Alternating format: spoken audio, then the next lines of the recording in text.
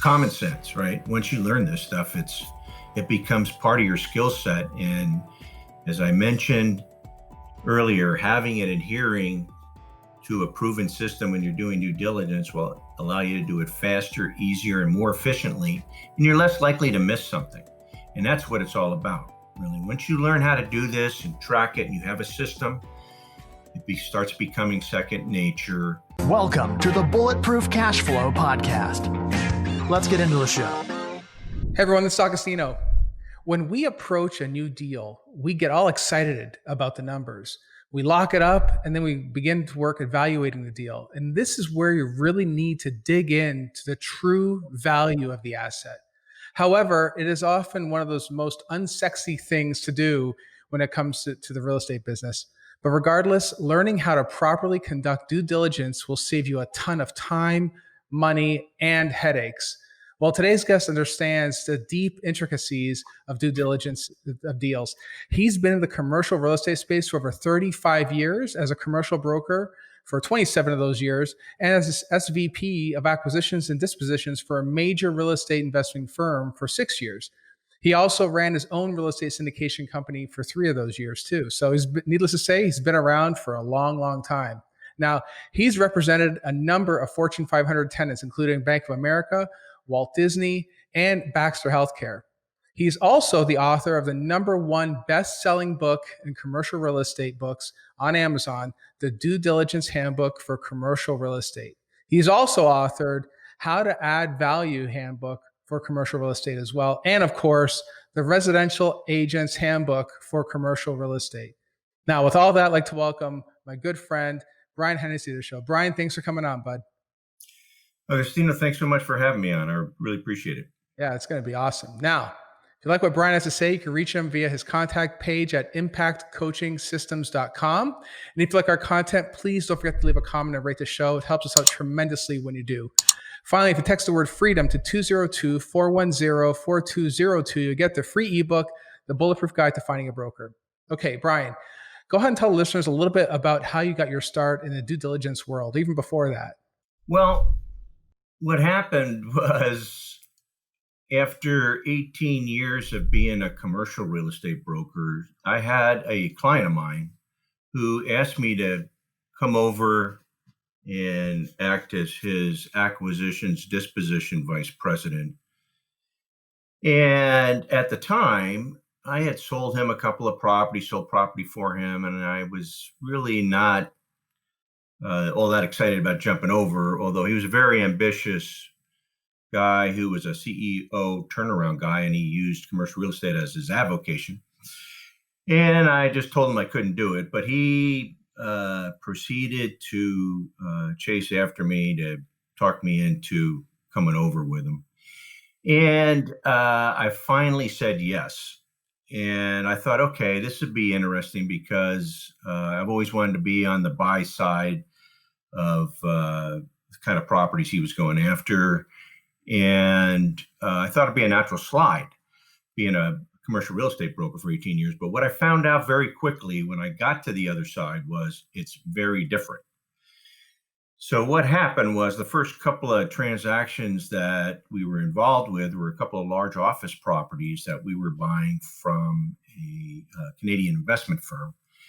And the vice president of the firm whom I was dealing with quickly surmised I was new at being a buyer of large office properties. And he started taking me to school on it. And it was a very stressful scenario because during that 30-day period, the heat just kept getting turned up with everybody asking me for all this information. And I was just at the end, I couldn't wait for the process to end because I just had the investor, the accountant, the real estate attorney, the lender. It was just, everybody was asking me for information. I was trying to keep track of it all. And it was just extremely stressful. I couldn't wait for it to be completed. And then we finally got it done.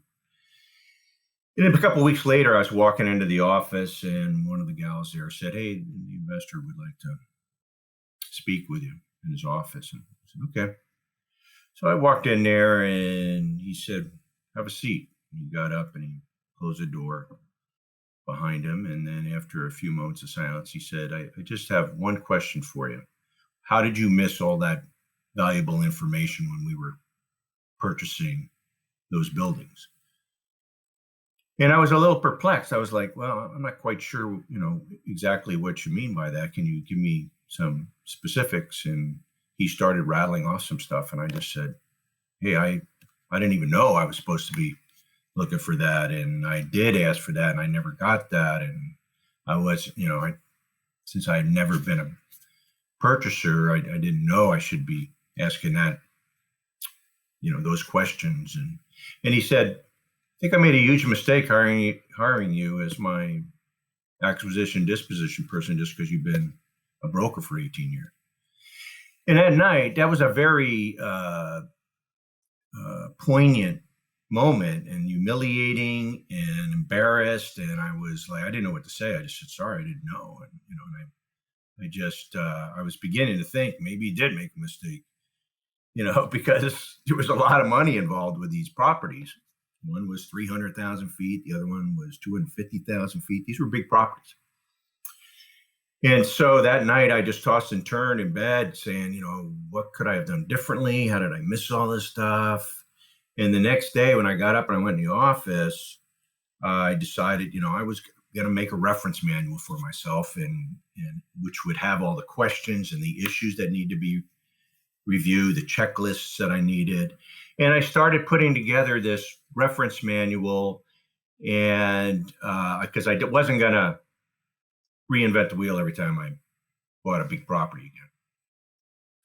So as time went on, in the next 4 years, we bought over 8 million square feet of property when I was there, all over the country. I was flying. I was on a plane most of the time.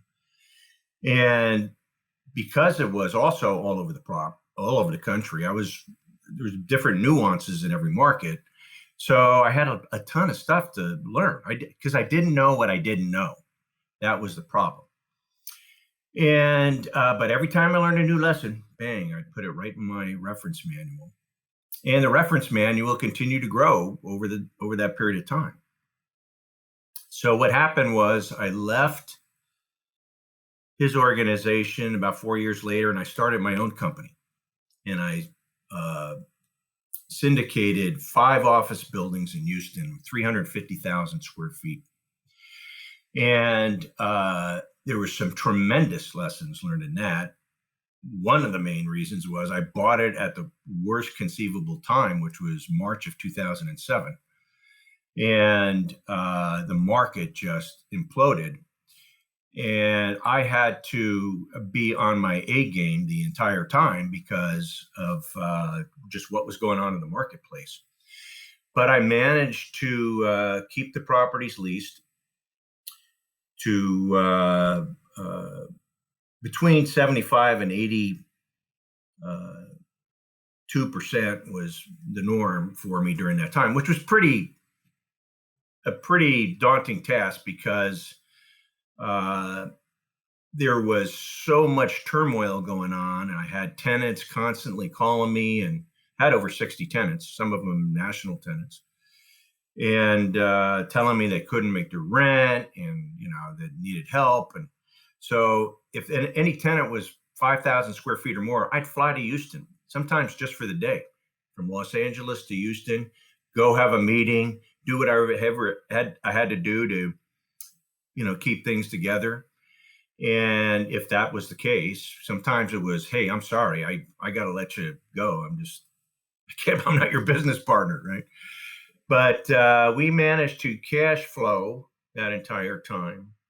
And so to make a long story short, GE Capital bought my loan and decided that they weren't going to renew my loan and said they're going to foreclose on me. And I know why they wanted to, because the properties were cash flowing. And that was by far the toughest lesson I ever learned in my real estate career. And they just weren't good people. That's why they're not around anymore, right? All right. And But it was hard because I had the properties in escrow in '08 everybody would have doubled their money. The guy just couldn't get a loan. And then I had it in escrow a second time with a pension fund that was going to pay all cash in August of '08. And then the financial Armageddon speech by Hank Paulson came out, and that was the end of that. So I just had to stay the course. And I could tell by the way that they were approaching things that they really had no intention. But the interesting thing is, at the end, when they said, no, we'll just take the properties back, when they filed foreclosure proceedings, I sued them. And in Texas, that's a very, very tough thing because they're very lender friendly there. Basically, they give you a notice of default 21 days later. The first Tuesday of the next month, they can sell the property on the courthouse steps. And I asked my attorney, what are the chances here? And he goes, only 50-50, depends on the judge. And I said, let's do it. And we did. And the judge ruled in favor of us and said, guys must know what they're doing. They've been cash flowing all this time, and you guys work it out. And what happened was I had some attorney partners in the deal that were trying to get the other investors to sue me, and they couldn't because I had a strong operating agreement. But at one point they were saying you need to bankrupt the entity, which meant personal liability to me. But I was willing to do that if it helped the investors. And so I called up a bankruptcy attorney, and he said, let me just ask you a question, Brian. He goes, let's say you get them to agree to take the discount on the thing and you can pay them off. Do you have the money to go get a new loan? I said, well, no, it'd be $6 or $7 million. I just don't have that right now. He said, well, give them the keys back. And that was like, whoa, that's really, really a tough decision. But I decided to do it after I flew back to Chicago to try and meet with them and talk some sense into them. Because I told them, I've been doing this a long time. I'll tell you what's going to happen. You're going to take the property back. You're not going to be able to lease the remainder of the space.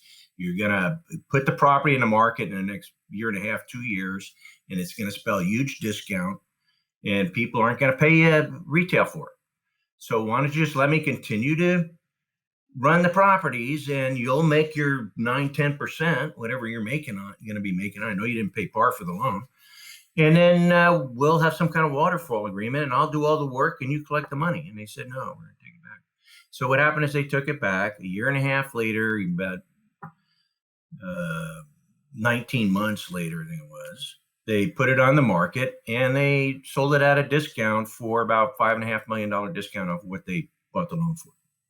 Wow. So, but very tough lesson, but I learned a ton. And I always tell investors, especially just starting out, don't be afraid to jump in and take risk, because there's no such thing as success without risk or failures involved. It's only failure if you don't learn from it. And I learned a ton. So I know that was kind of I gave you kind of a snapshot of my career as a broker, investor, syndicator, but there was a lot of lessons learned in that. And one of the great things that came out of it was the Due Diligence Handbook for Commercial Real Estate. And I say the great thing that came out of it because it was a total accident as far as I was concerned. It was in 2012, I jumped back into brokerage, didn't know what to do. I had been out of brokerage for a number of years and decided to take my little reference manual that I had and morph it into a handbook for investors and put it on Amazon, never believing it would ever sell one copy. I really was totally a marketing strategy I came up with. And when it started selling, I started thinking, wow, maybe this information helps people. So I actually took it more seriously and had it professionally cover made for it, put some stories to make it a little bit more personable and relatable, and then put it back on Amazon, and it took off, and blows my mind what it did. It's still selling well and remains to be one of the top sellers. So, well, it's one of those things though. Due diligence is probably one of those things that's most often overlooked or underestimated, right? I mean, somebody may download some checklist off the internet somewhere, which is probably better than what most people do, right? Yeah. Yeah. But it's one of those unsexy type of scenarios, right? It's like they'll ask for your trailing 12, your rent roll, your basic financials. That's it. And that's as far as it goes usually for many people, right? But I think that and we talked about this before, is aside from that, knowing the local area as well, because understanding what's happening in that local area is absolutely key, because down to the city level, I mean, some cities have, especially it's like, say here in Cleveland, Ohio, certain cities have what's called a point of sale inspection. And they also have unit registrations, which they don't have in other cities, right? But that's going to add to your Mhm. cost.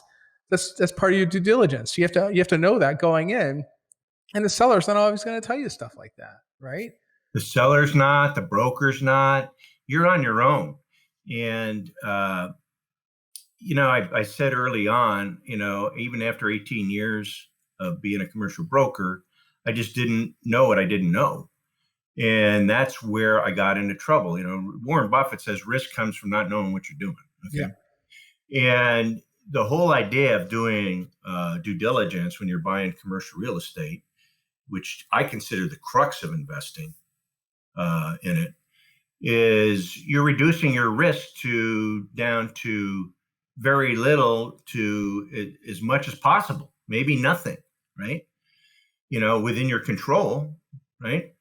And the last thing you want to do is find out about problems after you buy the property. And that's what happens with a lot of investors. And I just tell people, if you learn this stuff, there's so many benefits to be derived from it that you're just going to be a more confident, more relaxed, more intelligent and informed investor, right? And you'll be telling, a lot of the times, you'll be telling the seller things about his property he didn't even know about, right? So it just makes so much sense to learn this stuff. And it's like anything else. It's like riding a bike, it just, the more you do it, the better you get at it.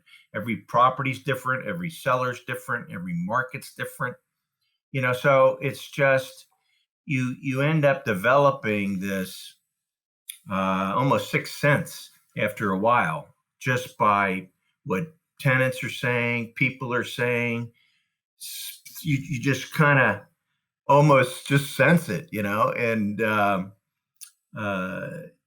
it's not it's not impossible to learn. It's really something that it's got a quick learning curve if you're making an effort at it. Yeah. Well, no, you're 100% right. And that's why I'm one of those guys that say, focus on your market, know your market, make sure your market knows you. Because as soon as I walk a property for the first time, I go with my gut check. If my gut feels like, okay, this is a good deal, that's the first thing that has to get through, right? Right. But you kind of just feel it, right? And then you start digging in, to understand what's going on behind the scenes that you don't see, right? But it's crazy how that works, right? I mean, to me, that's really where due diligence begins, right? Is that when you first step foot on that property. Like, now, when do you see due diligence beginning? When do you really get in there and start asking for the information? At what point do you typically do that? Well, actually, that's a really good question, by the way. My due diligence really starts at the very beginning. If somebody sends me some information on the property, an offering memorandum. When I was doing due diligence as a acquisition guy, I would get dozens of these things, the offering memorandum sent to me, and I would quickly just whip through them. And if they didn't pass the smell test on the initial look, I would just, I'm going to pass. What I learned after a while is you only want to swing at the fat ones. All right. Why are you going to try to justify a bunch of stuff when you get an offering memorandum or property information, right? Unless it's, you just know it's such a great area that I can overlook some of the stuff. I'll get into that later, right? But it's like, no, if it doesn't, to me, especially at my stage in life, and I think it applies to everybody, is you don't want to waste a bunch of time and energy on something that doesn't have some obvious uh, qualities that, you say, whoa, okay, this is pretty enticing here, pretty compelling. I think I want to dig into this a little bit more. And then you start asking the questions, right? And you start going in. If you don't know the market, obviously it's a market, you'll want to get the market info as quickly as possible and start going through that. But once you've done all that and passed that smell test, then you're going to want to start delving into the property and asking those questions. A lot of times, unfortunately, the brokers aren't going to give you a lot of the information you're looking for. I mean, I can't tell you how many times I asked to give me the in-place net operating income that they didn't know it. Like, no, I don't want to know the pro forma. I don't want to know what your, the budget here. What's in place right now? Just tell me that question. Well, I'll have to get back to you on that one. I didn't, you're trying to sell me a $30 million property, and that seems like an obvious one to me. But Right. They're hoping that most people are going to try and figure it out on themselves. Can I better like it, a lot before I'm going to go through that, exercise, right? The smart brokers, if they already have it right in their OM, I just start cutting to the chase. I want to immediately say, okay, great. What's the average in-place rents compared to market? What's the, the turnover in the property? What's the, all those things, right? And then you can, move forward a much quicker. To me, that's easier than having to do their job, which Yeah. is frustrating to me. Yeah. But that's where it starts. Then once I get to the place where, hey, look, I'll have the frank conversation with them. Here's where I think I can get to based on the information provided at this point. What do you think about that? Have you had any offers? Am I the first one? What have you guys? Is this something that how motivated is a seller here? Are they for real? Are they price motivated? Are they, and if depending upon how they are responding to me, I might tell them I'll get you an LOI by the end of the day. Right. If they say, well, you don't waste your time or no, then there's a good chance I'm probably not going to waste my time. Right. Because I got better things to do than to work with an unmotivated seller, unmotivated broker, and hope that they get it and they start getting excited and getting I don't want to go fishing in a pond that's got, fish that already ate earlier in the day and aren't that hungry. You know what I mean? Well, yeah. Or at least not realistic about what they're going to bite on, Right. But something that you just touched on there, which is very, very important to note, is the reason that happens is for someone who's a buyer anyway, is they don't have enough deal in their pipeline, right? If they're getting like one deal and they're trying to find a way to make it work, they'll try to bend the rules, ignore certain things to try to make it. And that's something you should never do. Stick to your discipline. Like if you have a set target in mind, you have to stick to those targets. You just have to. I think right? yes. And if a deal doesn't make sense, don't do the deal. And right. By doing that, you're miles ahead of your competition, miles ahead of, just all the brain damage that you're alleviating from it. And, that way you can actually look at more product, right? And come to a quick conclusion as to whether or not it's something you want to spend time on. Because that's really all you really got when you're starting out is just your time and your knowledge. And you just want to say, where is my time best spent looking at these investments? That's why I always tell people, if you just want to invest in your local market, then know it backwards and forwards. Okay. If somebody tells you I got a property for you, say you get a call from a broker and they say, hey, I got this 20-unit building. It's over in this area. Okay, you can ask some questions. What's the age? What's the occupancy? What's the average in-place rent? What you already kind of know what the market rents are, right? So you can kind of cut to the chase, and if it's like, okay, and what's the current in-place NOI? Okay, all right, and then do I have to go out and get new financing on it? Do I have to assume the loan? What is it? Things like that, and then you just say, okay, yeah, I'm interested. Send me the information, right? Instead of saying, wasting a bunch of time and send me the information, then you're calling them up. Where's the information? You said you were going to send it to me. It's like, Yep. you end up wasting a bunch of time, and it's like, that's all you got is your time. Just go through it. I understand now is very different. There's a lot of people that, the only reason they're selling is they really probably have to sell or getting a little panicky or, a myriad of reasons. Don't get me wrong. It doesn't mean you can't find a deal out there. It just means you have to look longer and harder and lift up more rocks. Right. Right. But the fact of the matter is that you need to be even pickier.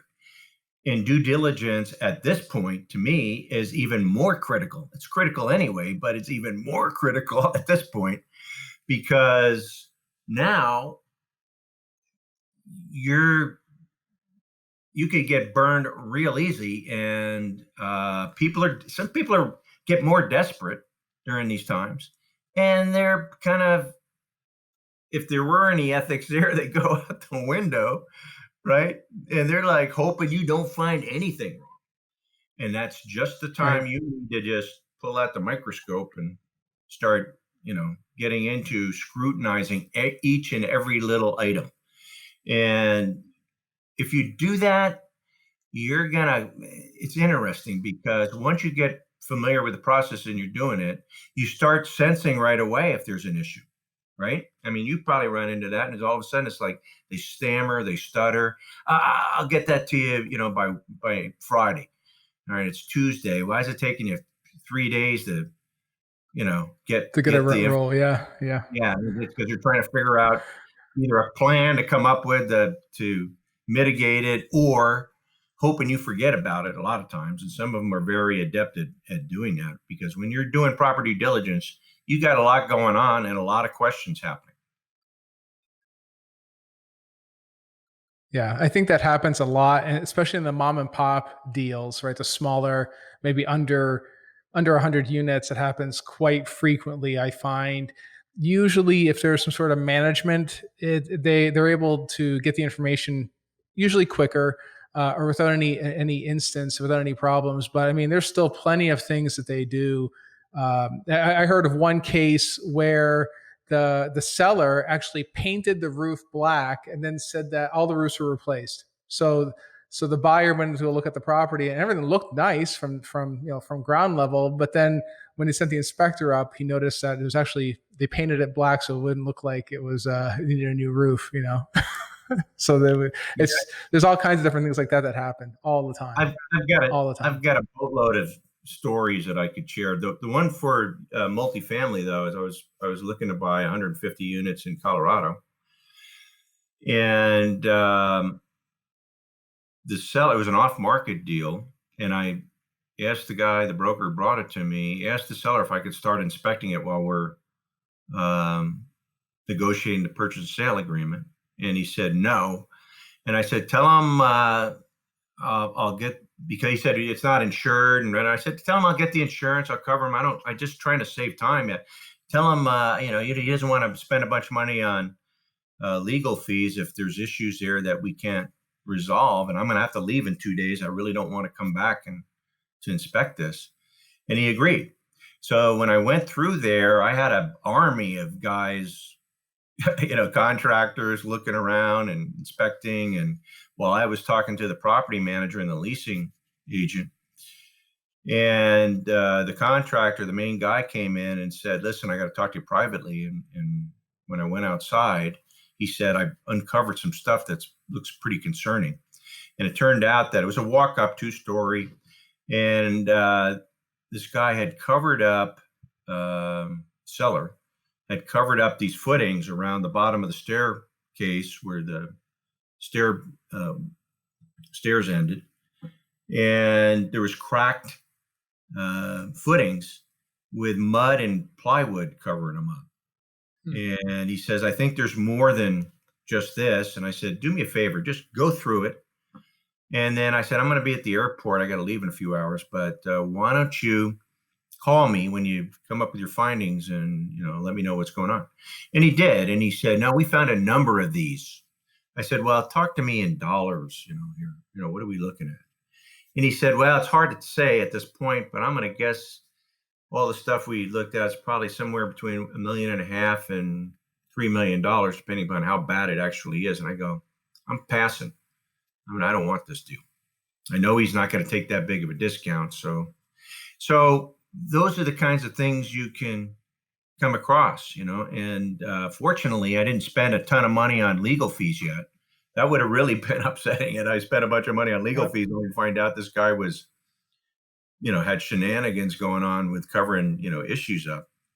And I actually was looking at some units from a large institutional seller.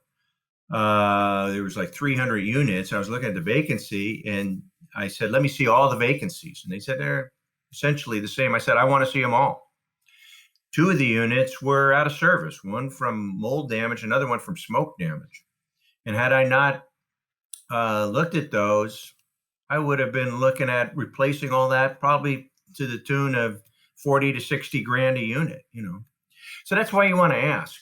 You just want to walk it all. And we can talk more about that later if you want, but very important that you get into this, into the minutia of it.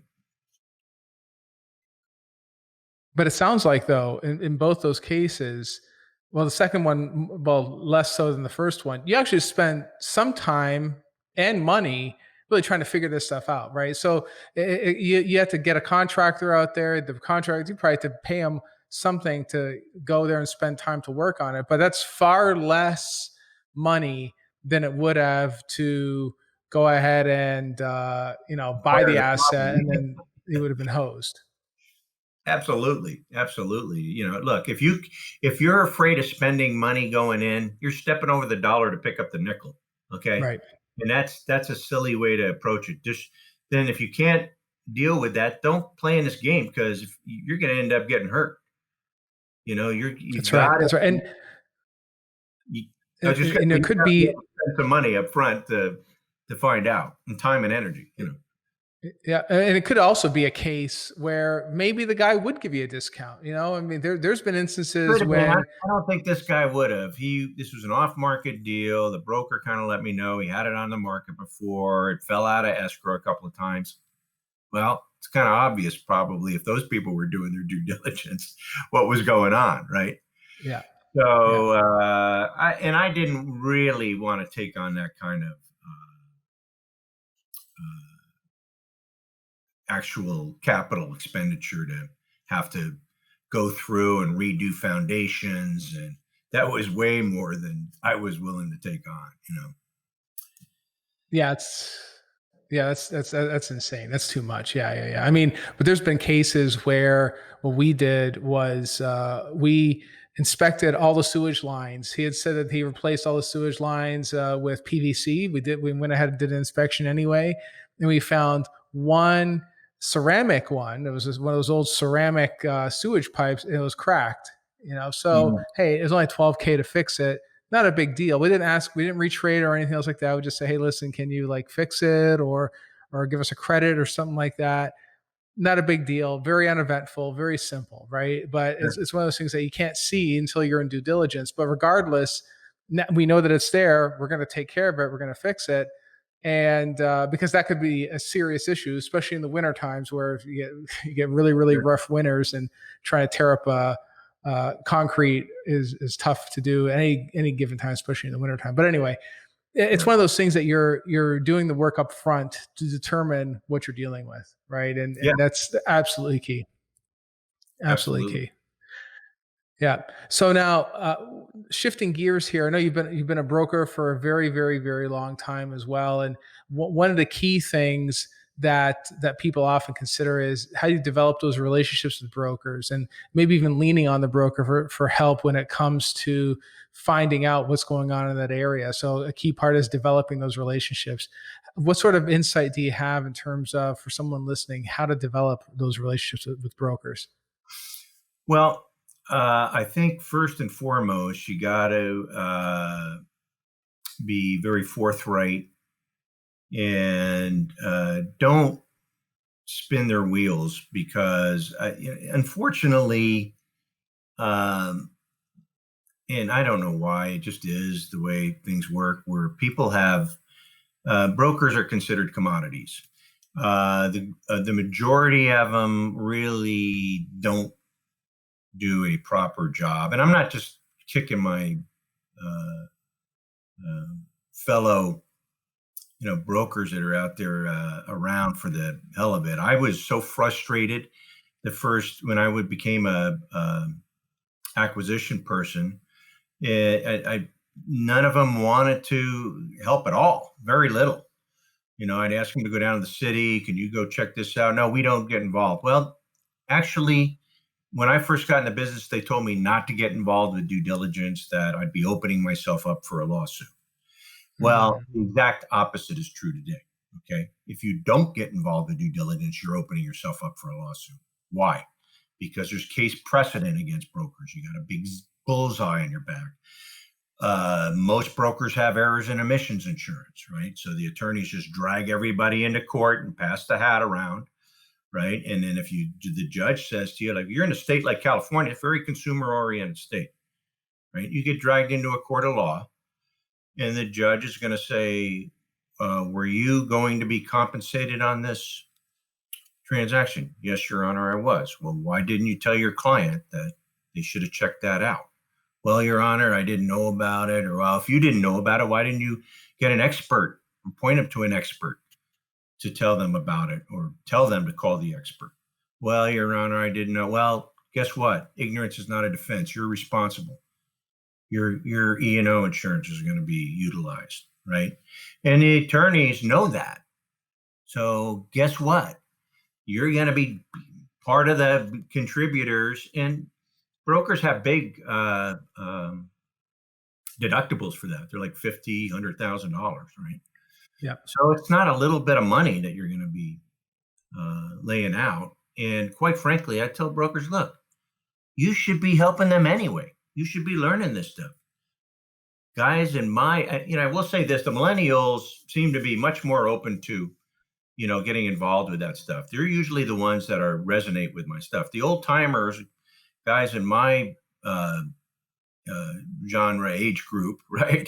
They're like, I'm like, that's a lot of work. Hey, well, you've been dodging bullet for a long time. Now it's time to, get involved, right? So Right. Don't count on your broker, though. Don't rely on them, because they don't know what they don't know, as I talked about earlier. The fact of the matter is, there are now investment brokers, some of the top ones in our city, that have due diligence people on their team. I think it's a very smart thing. First of all, it kind of differentiates them. Number one. Number two is it kind of takes that liability factor and moves it aside. But I teach brokers, not only how to conduct due diligence, but what to do to protect themselves too. Because it's important, because you can do all the right things, and what happens is something goes wrong. Well, guess what? It's human nature. They don't want to take responsibility. They're going to blame you. They're going to blame, hey, you brought this property to me. Therefore I'm going after you. And their attorney says, don't worry about them. They have insurance. They don't know how it works, whatever. Right. So Yeah. it's, That could be done, but you don't necessarily, as a buyer of someone, like a buyer that goes off and buys real estate, you don't want to become known as the guy that's going to sue brokers, because they'll never get another deal again.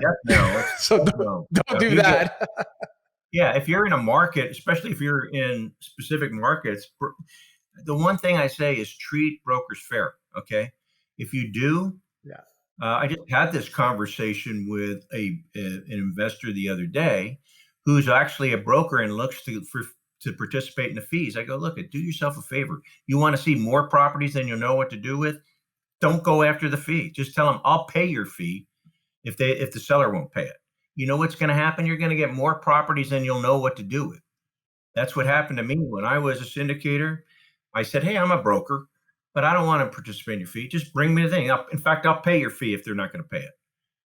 And guess what? I had more properties than I could spend time looking at most of the time, right? Well, because the broker would go off and they even try to find some off market deals and hand them over to you, right? Because they'd actually be working because they know that you pay them. Right, and you got to be a straight shooter. You got to pay them. If they bring you something, you got to make sure that they get paid. And I always did, and will always continue to. And that's a major advantage. But I used the saying before, and I'll use it again: don't step over the dollar to pick up the nickel. All right, you're trying to make a fee, so you're not going to do business with them. That's silly. They might come up with a deal that's a killer deal, but because you're not willing to pay a fee, you miss out on it, So anyway, that's a, as far as I'm concerned, if you get that one, you'll be miles ahead. Yeah. And there's actually, there have been a few guys just starting up. They would get all bent out of shape about the 6% fee or whatever. And I give them the same thing. Don't worry about the fee. Pay them their fee. Make sure the broker's taken care of, because next deal they get, they're going to come to you. They'll hand it over to you, right? Right.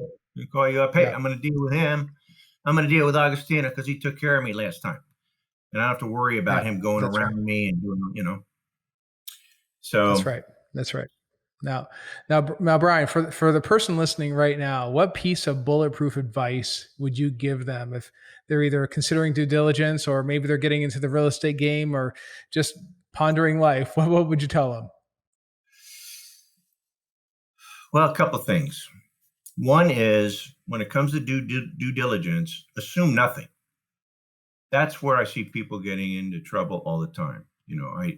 I didn't think they were going to do that kind of a thing to me. And it may be that they didn't intentionally do it, but they're not going to give you a list of problems. The seller is not saying, here, you've got better look at these issues because I've been losing sleep over it for months now, right?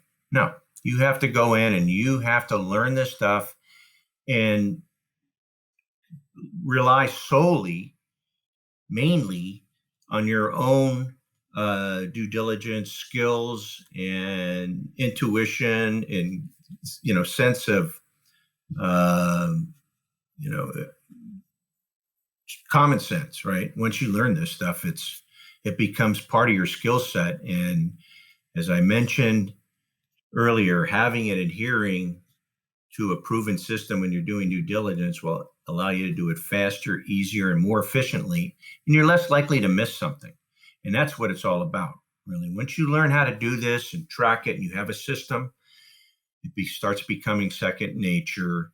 Yes, I highly recommend that you have your checklists, and my book I still use as my reference manual, because there's way too many things to remember. We need reminding as much as we need learning, just like a pilot goes out with a checklist every time he does a pre-flight. Might have 20,000 hours, but he still goes out there and checks things off, or she goes out there. And, that way they know, hey, nothing got overlooked. No critical item got, missed. And that's the same with due diligence. That's right. And, that's right.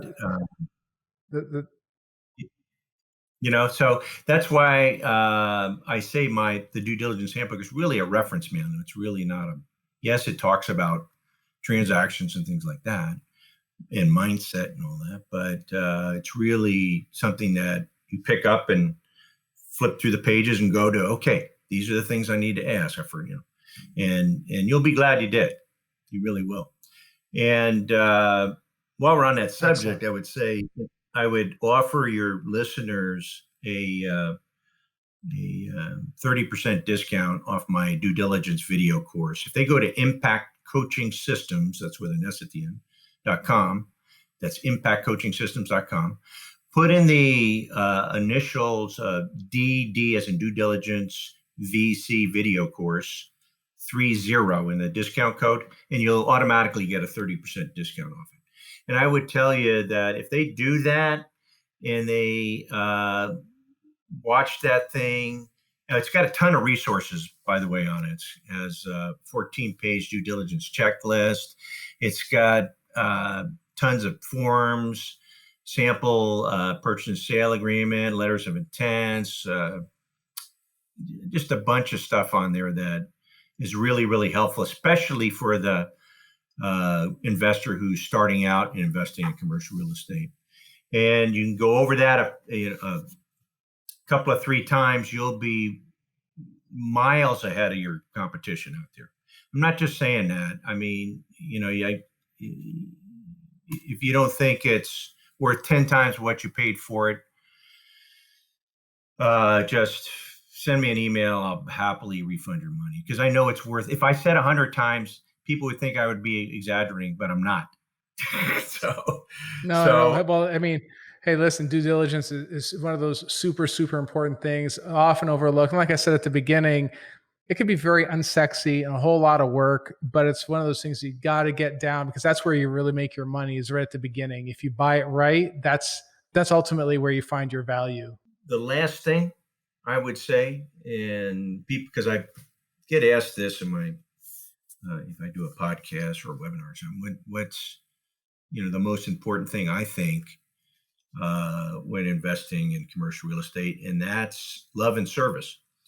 And the reason I say that is, when you're serving God by serving others, that's a whole different vibration you're giving off than you're looking at what's in it for me.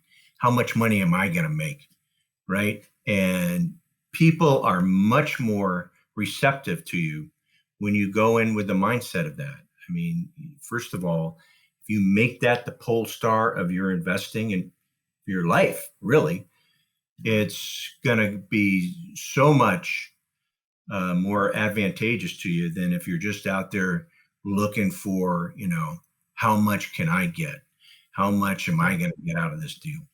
And so I would tell you that has been, for me, my magic talisman that I have used. And it's not magic. Anybody can use it. And it's not a secret either. So with that, I would say you were with the due diligence information of learning how to do it, and that you'll be unstoppable. 100%. All right, guys. Well, if you want to reach out to Brian, you can reach him via his website at impactcoachingsystems.com. Hope you got some really good insight of the importance of conducting the right due diligence when purchasing real estate investments is absolutely critical to your success. So don't forget to take advantage of that offer that Brian made earlier. It could be really good for you. Thanks again for tuning in, and I'll see you in the next episode. Thank you for listening. We hope you enjoyed the Bulletproof Cashflow podcast.